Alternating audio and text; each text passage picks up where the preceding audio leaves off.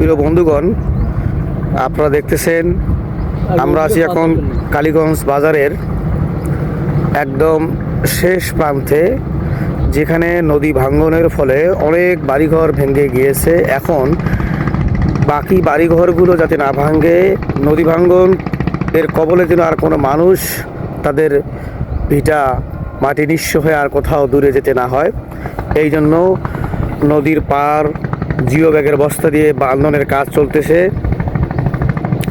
কাজ চলমান এবং চতুর্পাশে খুব সুন্দরভাবে কাজ চলতেছে।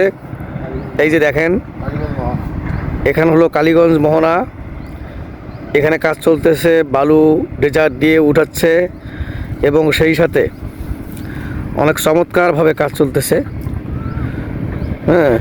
খুবই সুন্দর লাগতেছে।